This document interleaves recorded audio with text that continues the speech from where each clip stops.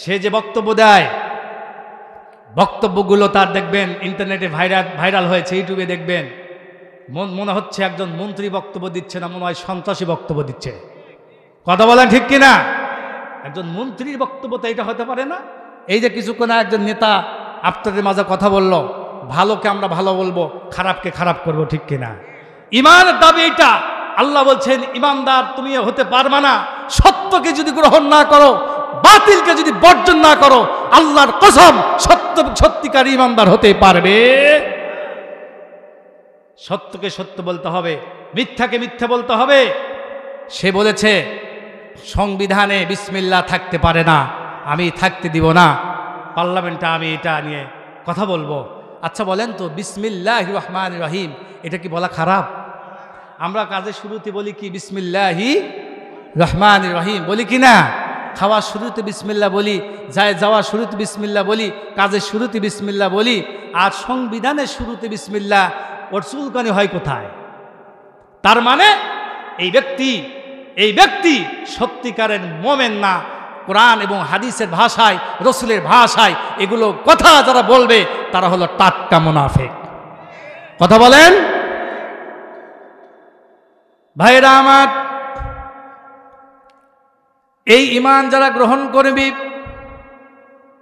এই সত্যিকারের ঈমান যারা গ্রহণ করবে, এই ঈমান যারা গ্রহণ করবে, এই ঈমানকে আল্লাহ রাব্বুল আলামিন এমন একটা বৃক্ষের সাথে তুলনা করেছেন। সত্যিকারের ঈমানদারেরা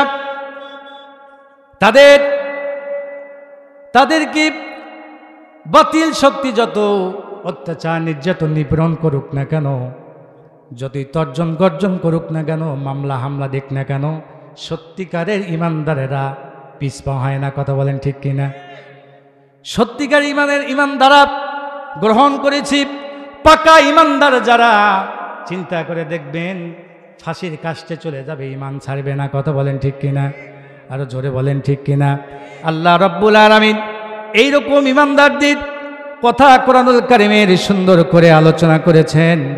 আল্লাহ রাব্বুল আলামিন বলেন, আলাম তারা কাইফা দরাবাল্লাহু মাসালান কালিমাতান তাইয়্যিবা কাশাজারাতিন তাইয়্যিবা আসলুহা সাবিতুন ওয়া ফারউহা ফিস সামা। বলেন আল্লাহু আকবার। আল্লাহ রাব্বুল আলামিন কোরআনুল কারীমের মধ্যে বলেন, যারা সত্যিকার ঈমানদার, আল্লাহ তাআলা সেই ঈমানদারদেরকে একটি গাছের সাথে তুলনা করেছেন, যে গাছটা এক পায়ে দাঁড়িয়ে থাকে, ঝড় সাইক্লোন হওয়ার পরেও সহজে মাটিতে পড়ে না। সেই গাছের নাম কি বলেন তো? জোরে বলেন, সেই গাছের নাম কি? আল্লাহ তাআলা কোরআনুল কারীমের ভিতরে সেই গাছের নাম বলেছেন খেজুর গাছ। সেই খেজুর গাছটা সহজে কিন্তু মাটিতে পড়ে না, ঠিক কিনা বলেন? ঝড় তুফান সাইক্লোন হওয়ার পরেও এই খেজুর গাছ সহজে মাটিতে পতিত হয় না। আল্লাহ পাক বলেন, যারা সত্যিকারের ঈমানদার, এই ঈমানের গুণগুলো যারা অর্জন করবে, বাতিল শক্তির তরফ থেকে যত তর্জন গর্জন হামলা মামলা আসুক না কেন, আমার সত্যিকারের ঈমানদারেরা ঈমান হারা হয় না। বলেন সুবহানাল্লাহ। আমার ভাইয়েরা, সাহাবায়ে কেরামের জীবনের দিকে তাকান। আল্লাহ রাব্বুল আলামিন বলেন, সত্যিকারে যদি তোমরা এইরকম ঈমান যদি তোমরা আনয়ন করতে পারো, আমি আল্লাহ রাব্বুল আলামিন বলছি, মৃত্যু হতে দেরি, আমার জান্নাতে যেতে দেরি হবে না। আর এই সকল মানুষদের জন্য কি সংবাদ আল্লাহ পাক বলেন, ইন্নাল্লাযীনা আমানু ওয়া আমিলুস সালিহাতি উলাইকা হুম খায়রুল বারিয়া। যারা সত্যিকার ঈমান এনেছে এবং আমলে সালেহ করেছে, আল্লাহ তাআলা বলেন তারাই হলো পৃথিবীর ভিতরে সর্বশ্রেষ্ঠ জাতি। চিৎকার দিয়ে বলেন আল্লাহু আকবার। উৎকৃষ্ট তারাই যারা ঈমান এনেছে এবং আমলে সালেহ করেছে, তাম পৃথিবীর ভিতরে তারাই হলো শ্রেষ্ঠ। চিৎকার দিয়ে বলেন সুবহানাল্লাহ। আমার ভাইয়েরা, সাহাবায়ে কেরামের জীবনের দিকে তাকান। জীবন দিয়েছি, ঈমান দেন নাই। বেলাল রাদিয়াল্লাহু তাআলা আনহুর জীবনের দিকে তাকান। হযরত বেলাল রাদিয়াল্লাহু তাআলা আনহুর জীবনী আপনারা জানেন, আমি বলবো না। কিন্তু বেলাল এমন একজন মানুষ ছিলেন, গোলাম ছিলেন, কিন্তু ঈমান এত শক্তিশালী ছিল, বাতিল শক্তি শত চেষ্টা করেও এই বেলালের ঈমান নষ্ট করতে পারে নাই। হযরত বেলাল রাদিয়াল্লাহু তাআলা আনহু ঈমান গ্রহণ করার কারণে গলার ভিতরে রশি লাগাইয়া টেনে টেনে শেষে শেষে মক্কার অলি গলিতে ঘোরানো হতো। বেলাল রাদিয়াল্লাহু তাআলা আনহু ঈমান গ্রহণ করেছেন, কালেমা গ্রহণ করেছেন, যার কারণে এই অপরাধে তার জিহ্বা টান দিয়ে বের করে বাবলা গাছের কাঁটাগুলো জিহ্বার মধ্যে দেওয়া হতো। হযরত বেলাল রাদিয়াল্লাহু তাআলা আনহু বুকের উপরে শক্ত বড় পাথর চাপা দেওয়া হতো। বেলাল রাদিয়াল্লাহু তাআলা আনহু লড়তে পারে নাই, চড়তে পারেন নাই, শুধু মুখ দিয়ে বলেছেন আহাদ আহাদ আহাদ। হযরত বেলাল রাদিয়াল্লাহু তাআলা আনহুকে এইরকম কষ্ট দেওয়ার পরে উমাইয়া বলল, বেলাল তুমি যদি কালেমা ছেড়ে দাও, ঈমান ছেড়ে দাও, আমাদের দলে যদি চলে আসো, তাহলে তোমাকে বড় মর্যাদা দেওয়া হবে, তোমাকে এরকম শাস্তি দেওয়া হবে না। বেলাল রাদিয়াল্লাহু তাআলা আনহু বললেন, ঈমান জীবন দিতে পারি, ঈমান দিব না। সুবহান। আমার ভাইয়েরা, সাহাবা ইকরামের করুণ অবস্থা। হযরত আম্মার ইবনে ইয়াসারের জীবনের দিকে তাকান। হযরত আম্মার রাদিয়াল্লাহু তাআলা আনহু ছোট মানুষ, ইসলাম গ্রহণ করেছেন।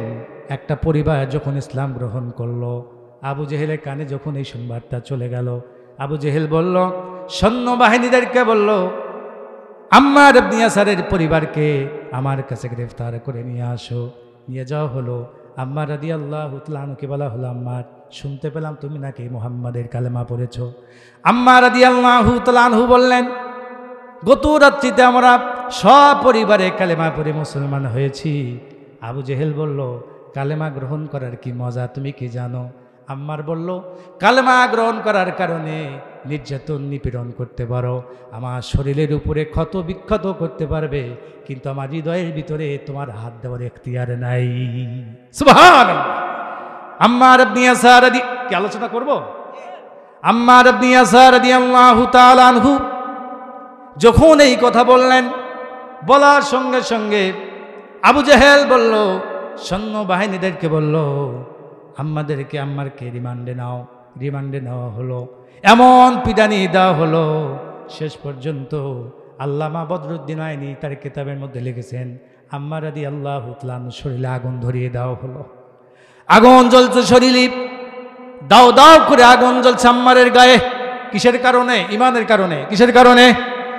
আমার ভাইয়েরা, সাহাবা ইকরাম কত কষ্ট করে, কত নির্যাতন নিপীড়ন অত্যাচার সহ্য করে বাংলাদেশ পর্যন্ত ইসলাম পৌঁছে দিয়েছে। সেই ঈমান আমরা বুঝি না। কথা বলেন ঠিক কিনা? আমার ভাইয়েরা, আম্মার রাদিয়াল্লাহু তাআলা আনহুর গায়ে আগুন ধরিয়ে দেওয়া হলো, আগুন জ্বলছে আম্মারের গায়ে। এই খবর বিশ্ব নবীজির কাছে চলে গেল। আল্লাহ নবী দৌড়িয়ে চলে আসলেন আম্মারের কাছে।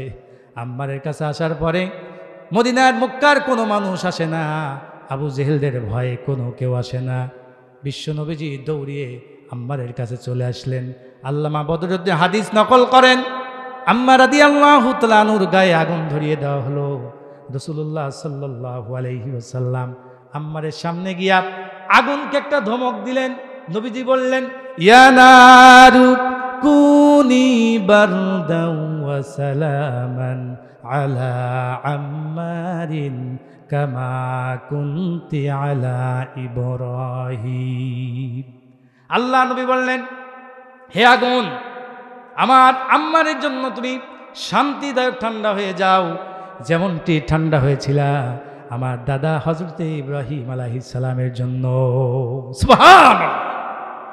আমার ভাইয়েরা, ইব্রাহিম আলাইহিস সালামকে আগুনের মধ্যে ফেলে দেওয়া হলো। আগুনের মধ্যে ফেলে দেওয়ার পরে আল্লাহ তাআলা আগুনকে ফরমান জারি করলেন। আগুনের বিরুদ্ধে আল্লাহ তাআলা আগুনের উপরে নোটিশ জারি করে দিলেন, ইয়া নারু কুনি বারদাও ওয়া সালামান আলা ইব্রাহিম। হে আগুন, আমার ইব্রাহিমের জন্য শান্তিদায়ক ঠান্ডা হয়ে যাও। ঠান্ডা হয় কি হয় নাই? জোরে বলেন হয় কি হয় নাই?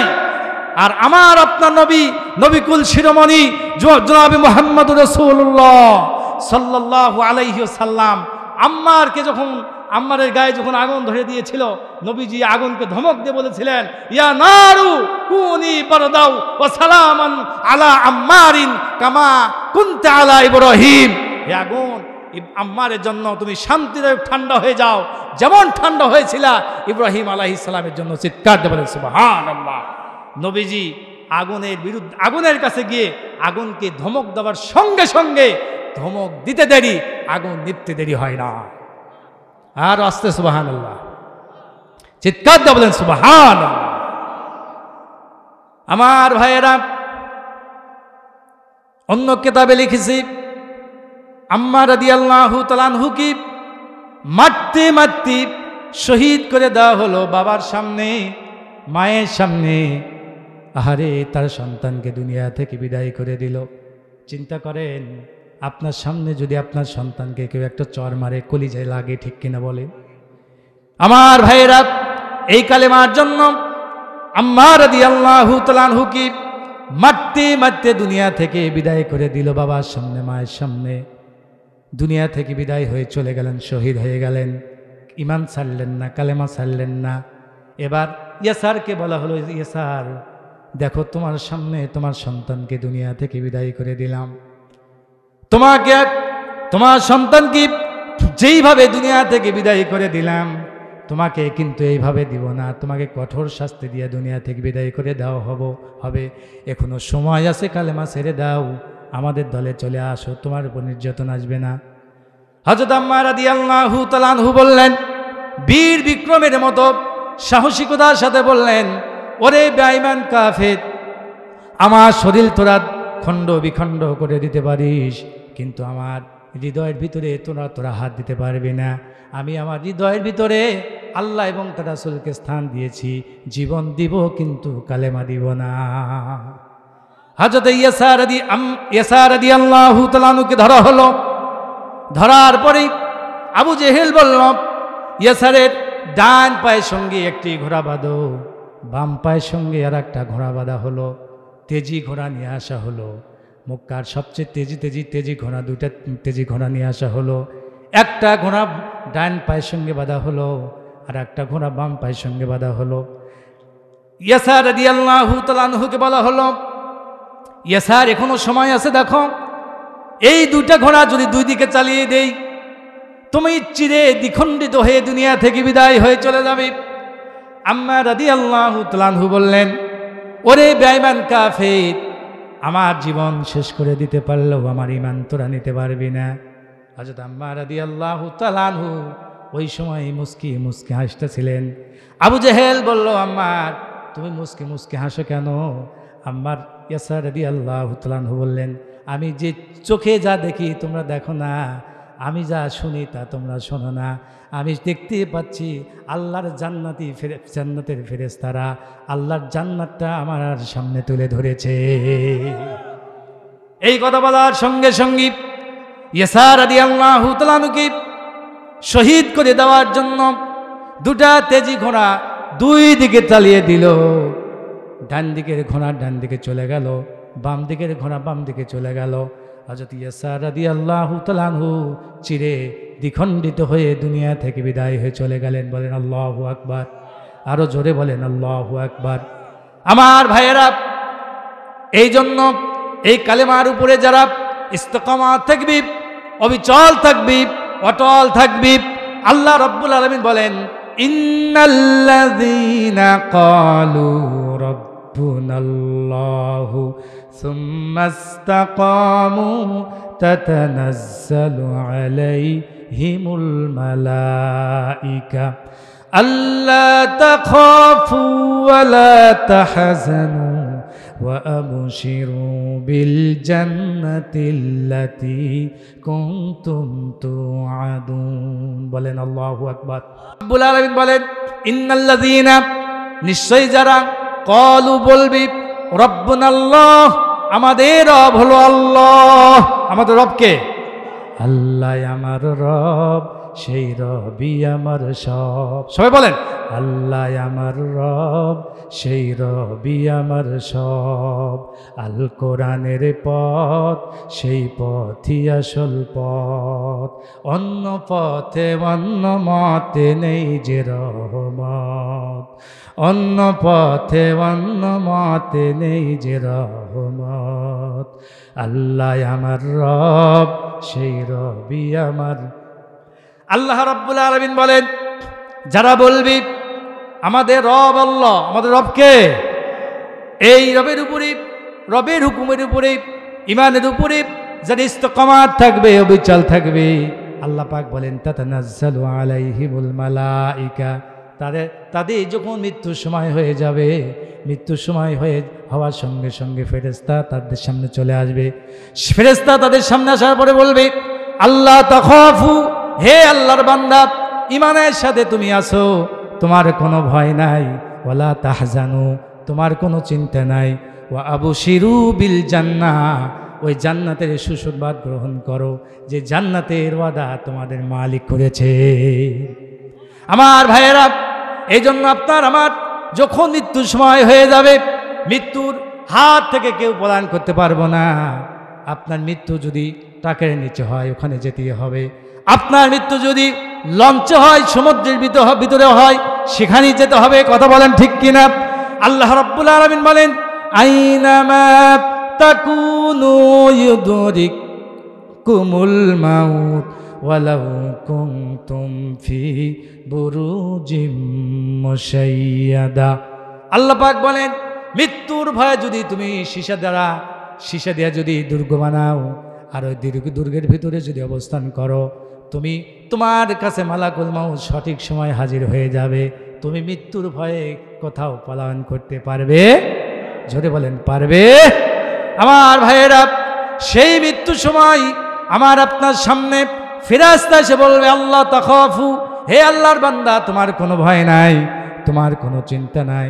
এরকম মৃত্যু আমরা চাই কি চাই না? জোরে বলেন, চাই কি চাই না?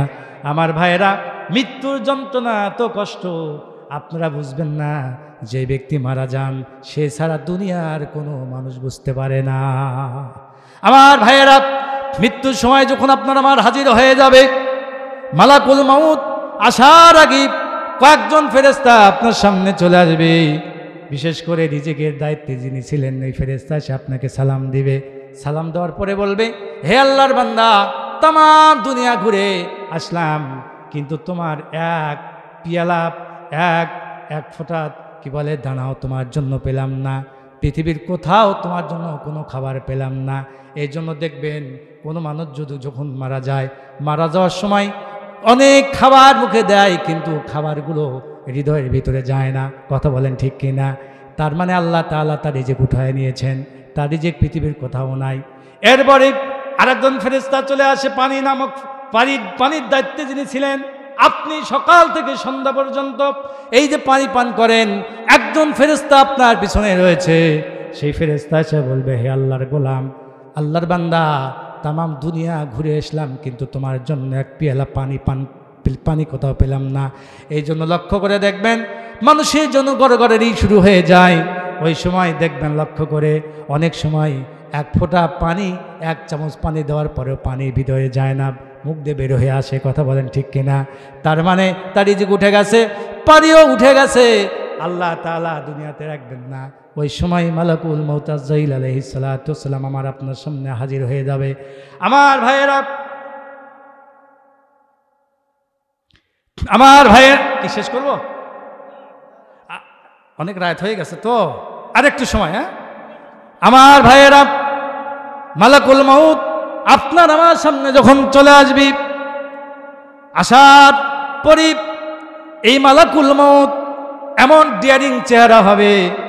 ইমাম সুয়ুতি রহমাতুল্লাহি আলাইহি বলেন, 500 ফেরেশতা আপনার আমার সামনে হাজির হয়ে যাবে।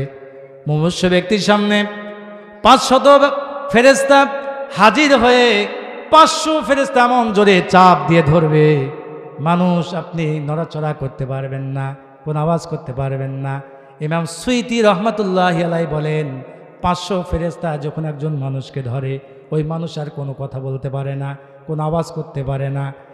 মালাকুল মউত সামনে হাজির হয়ে যাবে, বিশাল ডিয়ারিং চেহারা, বিকট মূর্তি চেহারা, আসমানে তার মাথা, জমিনে তার পা। মালাকুল মউতের চেহারা দেখার সঙ্গে সঙ্গে মুমূর্ষ ব্যক্তিরা চোখ বন্ধ করে, দেখতে চায় না।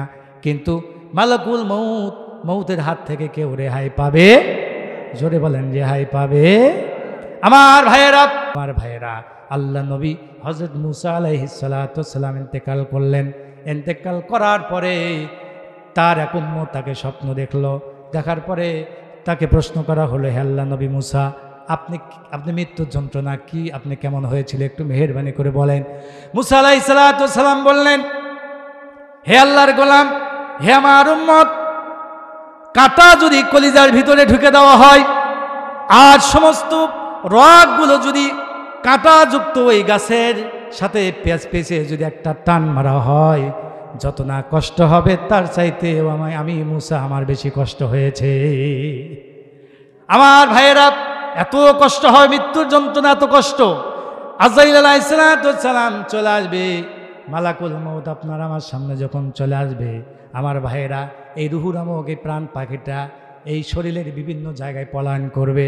ইমাম আল্লামা গাজ্জালী রহমাতুল্লাহি আলাইহি তার কিতাবের মধ্যে লেখেন, এই মানুষের এই প্রাণ পাখি রুহুটা মালাকুল মউতকে দেখার সঙ্গে সঙ্গে 80 জায়গায় পলায়ন করে। কয় জায়গায়? 80 জায়গায় পলায়ন করে। এই রুহুটা হাতের দিকে চলে যায়, হাত শক্তিশালী হয়ে যায়, পায়ের দিকে চলে যায়, পা শক্তিশালী হয়ে যায়। মৃত্যুর জাকানদানি বুড়াঙ্গুল, পায়ের বুড়াঙ্গুল, বৃদ্ধাঙ্গুল থেকে শুরু হবে, টিপে টিপে চেপে চেপে গলার কাছে যখন চলে আসবে, সেই সময় মালাকুল মউত খপ করে ধরে বেঈমান কাফেরদের অত্যন্ত কষ্ট দিয়া, অত্যন্ত মারাত্মক যন্ত্রণা দিয়া ওই রুহুটা নিয়ে চলে যাবেন। আর যদি আপনি ঈমানের সঙ্গে থাকতে পারেন, কোরআনের হুকুমের উপরে, কোরআনের আইন কানুনের উপরে যদি আপনি চলতে পারেন, আল্লাহ তাআলা আপনাকে আপনার মৃত্যুটা আসান করে দিয়ে দিবে। আমার ভাইয়েরা, আল্লাহ নবী জনাব মুহাম্মদ রাসূলুল্লাহ সাল্লাল্লাহু আলাইহি ওয়াসাল্লাম, চিন্তা করেন, আল্লাহর পরে যার স্থান তিনি হলেন মুহাম্মদ রাসূলুল্লাহ সাল্লাল্লাহু আলাইহি ওয়াসাল্লাম। বিশ্ব নবীজি যেদিন ইন্তেকাল করেন, আম্মা জান আয়েশা হাদিস খানা বর্ণনা করেন, কিতাব বুখারীর কিতাবুল আম্বিয়ার মধ্যে এসেছে। আল্লাহ নবী বলেন, আয়েশা, আমার কেমন যেন লাগতেছে, ভালো লাগতেছে না রে আয়েশা, আমার মুখটা কেমন যেন দুর্গন্ধ হয়ে গেছে, একটা মিসাকের ব্যবস্থা করে দাও। আয়েশা রাদিয়াল্লাহু তাআলা আনহা একটা মিসাক নিয়ে আসলেন, মিসাক দিয়ে বিশ্ব নবীর হাতে দিলেন। নবীজি বললেন, আয়েশা, আমার তাতে তেমন জোর পাচ্ছি না, তুমি একটু মিসাকটা থেতলে দাও। আয়েশা রাদিয়াল্লাহু তাআলা আনহা বলেন, আল্লাহ রসুলের একাধিক বিবি ছিলেন, কিন্তু আমি নিজেকে ধন্য মনে করি, কারণ হলো বিশ্ব নবীর শেষ খাবার ছিল আমি আয়েশা আমার মুখের লালা। আল্লাহ নবী মুমূর্ষু অবস্থায় পড়ে আছেন, বিশ্ব নবীজি একবার হুঁশ আবার বেহুশ। আমাকে বললেন, আয়েশা, একটা পানির মশক দাও। আমি পানির মশক দিলাম। নবীজি পানির ভিতরে ডান হাত দেন, এই পানির ভিতরে হাত দেবার মুখ মেসেজ করেন, ঠোঁট শুকে যাচ্ছে নবীজির। আল্লাহ নবীর মুখে পানি দেন, আবার পানির ভিতরে হাত দেন। চিন্তা করেন বিশ্ব নবীজি আর আমি আপনি আছে কোথায় আমার ভাইয়েরা? আল্লাহ নবী পানির ভিতরে ডান হাত দেন, আবার হুজুরে ঠোঁট শুকে যাচ্ছে, ঠোঁটে হাত দেন, পানি ঠোঁটে দেন। বিশ্ব নবীর কষ্ট শুরু হয়ে গেছে। আয়েশা রাদিয়াল্লাহু তাআলা আনহা বলেন, আমি দেখতেছিলাম আল্লাহ নবীর এত কষ্ট হচ্ছে, নবীজি আমার আরাম পাচ্ছেন না, নবীজির কেমন যেন কষ্ট হচ্ছে আমার মনে হচ্ছে। এমন সময় নবীজি বললেন, আয়েশা, আমার মেয়ে ফাতেমাকে ডাক দাও। আমার মায়েরা ভালো করে শোনেন, আমার ভাইয়েরা ভালো করে শোনেন। নবীজি বললেন, ও ফাতেমা, ও আয়েশা, আমার মেয়ে ফাতেমাকে ডাক দাও। ফাতেমা রাদিয়াল্লাহু তাআলা আনহাকে ডাক দাও হলো। ফাতেমা রাদিয়াল্লাহু তাআলা আনহা চলে আসলেন। আসার পরে নবীজির এই অবস্থা দেখে ফাতেমা রাদিয়াল্লাহু তাআলা আনহা কান্নাকাটি শুরু করলেন। নবীজি বললেন, মা, তুই কাঁদিস না রে মা, তোর কান্না আমি সহ্য করতে পারি না। সবার কান্না সহ্য করলেও তোর কান্না আমি সহ্য করতে পারি না। ফাতেমা বললেন, ইয়া রাসূলুল্লাহ, ইয়া হাবিবাল্লাহ, আব্বাজান, আপনি আল্লাহর নবী, আপনি হলেন সাইয়্যিদুল কাউনাইন ওয়া সাকালাইন, আপনি হলেন ইমামুল আউয়ালিন, আজকে আপনার কেন এরকম অবস্থা? নবীজি আপনার কেন এরকম অবস্থা? আমরা তো সহ্য করতে পারছি না। নবীজি আয়েশা ফাতেমাকে ডাকতে বলেন, ফাতেমা তুই কান্নাকাটি করিস না, কোনো টেনশনের কারণ নাই। মা আমি দুনিয়া থেকে বিদায় হয়ে চলে যাব, মা তোর কানটা আমার মুখের সঙ্গে লাগাইয়া দে। আয়েশা রাদিয়াল্লাহু তাআলা দেখতেছেন ফাতেমা রাদিয়াল্লাহু তাআলা আনহা তার কানটা বিশ্বনবীর মুখের সামনে দিয়ে দিল। নবীজি ক্ষীণ কণ্ঠে কি যেন বললেন, হঠাৎ করে ফাতেমা রাদিয়াল্লাহু তাআলা আনহার কান্না বন্ধ হয়ে গেল। আয়েশা রাদিয়াল্লাহু তাআলা আনহা বললেন, মা আপনাকে আপনার আব্বা কি যেন বললেন, হঠাৎ করে আপনার কান্না বন্ধ হয়ে গেল, ব্যাপারে কি? ফাতেমা রাদিয়াল্লাহু তাআলা আনহা বললেন, আম্মা জান আমার আব্বা বলল, মা তুই কাঁদিস না, কান্নাকাটি করিস না রে মা, তোর কান্না আমি সইতে পারি না, কিছুক্ষণ পরে আমি দুনিয়া থেকে বিদায় হয়ে চলে যাব। আমি দুনিয়া থেকে বিদায় হয়ে যাওয়ার পরে মা কবরের জিন্দেগিতে আমার আত্মীয় স্বজনের ভিতরে তোর সঙ্গী সর্বপ্রথম দেখা হয়ে যাবে। আমি এই জন্য কান্না বন্ধ করে দিলাম। ফাতেমা রাদিয়াল্লাহু তাআলা ঘরের ভিতরে আছেন, এমন সময় হযরত আজরাইল আলাইহিস সালাতু ওয়াস সালাম, হযরত জিবরাইল আলাইহিস সালাতু ওয়াস সালাম দুইজন ফেরেশতা ঘরের ভিতরে চলে আসলেন। আসার পরে আল্লাহ নবীকে বললেন, ইয়া রাসূলুল্লাহি ইয়া হাবিবাল্লাহ, হুজুর আজকে একজন নতুন ফেরেশতা আপনার সামনে নিয়ে এসেছি। আল্লাহ তাআলা অর্ডার করেছেন আপনি যদি দুনিয়ার হায়াত চান, আল্লাহ লম্বা হায়াত দান করবেন। আর যদি আল্লাহর কাছে যেতে চান, আল্লাহ তাআলা আপনাকে উঠিয়ে নেবে। নবীজি বললেন, আল্লাহ যদি পারমিশন পেয়ে থাকো তাহলে আমাকে উঠিয়ে নাও। বলেন সুবহানাল্লাহ। আমার ভাইয়েরা, আমার মায়েরা, আল্লাহ নবী যখন এই কথা বললেন, বলার সঙ্গে সঙ্গে মালাকুল মাউত হযরত আজরাইল আলাইহিস সালাতু ওয়াস সালাম আল্লাহ নবীর বুকের উপরে তার কুদরতি হাত যখন রাখলেন, নবীজি আমার চিৎকার মেরে উঠলেন আর বললেন, বিশ্ব নবীজি উহুদ পাহাড়ের দিকে তাকিয়েছিলেন, নবীজি আমার উহুদ পাহাড়ের দিকে তাকিয়েছিলেন। আল্লাহ নবী বললেন, ওরে জিবরাইল আজরাইল, তাড়াতাড়ি তোমার হাতটা সরিয়ে নাও, সইতে পারছি না রে আজরাইল, আমার যেন মনে হলো তুমি তোমার হাত রাখো নাই, ওই যে উহুদ পর্বত দেখা যায়, উহুদ পর্বত যেন আমার বুকের উপর চাপায়া দিয়েছো। আমার ভাইয়েরা, আজরাইল আলাইহিস সালাতু ওয়াস সালাম হাত উঠিয়ে নিলেন। উঠানোর সঙ্গে সঙ্গে দ্বিতীয়বার আবার যখন হাত রাখলেন, রাখার সঙ্গে সঙ্গে নবীজি আগের চেয়ে আরো জোরে চিৎকার মেরে বললেন, ওরে আজরাইল, আর সইতে পারি না, আমার জন্য মনে হলো তুমি তোমার হাত রাখো নাই, আর উহুদ পর্বত আমার বুকের উপরে রাখো নাই, আমার যেন মনে হলো আল্লাহর আসমান যেন আমার বুকের উপর চাপায়া দিয়েছ। এরপরে হাত উঠিয়ে নেওয়া হলো। হাত উঠানোর সঙ্গে সঙ্গে তৃতীয়বার আবার যখন হাত রাখা হলো, নবীজি এত জোরে চিৎকার মারলেন আর বললেন, ওরে আজরাইল, তাড়াতাড়ি হাত সরিয়ে নাও, সইতে পারছি না, এবার জন্য মনে হলো তোমার হাত রাখো নাই, শুধু তোমার আসমান রাখো নাই, শুধু জমিন রাখো নাই, শুধু উহুদ পর্বত রাখো নাই, আমার জন্য এবার মনে হলো তাম পৃথিবী যেন আমার বুকের উপর চাপাইয়া দিয়েছ। ওরে আজরাইল, এই যদি হয় মৃত্যুর যন্ত্রণা, এই যদি হয় মৃত্যুর কষ্ট, সব যন্ত্রণা সব কষ্ট আমি রাসূল আমাকে দিয়ে দাও, মৃত্যুর পূর্বে আমার উম্মতের এত কষ্ট হবে, এত দুঃখ হবে, আমি দ্বীনের নবী মুহাম্মদ হয়ে সইতে পারবো না। জোরে বলেন সুবহানাল্লাহ।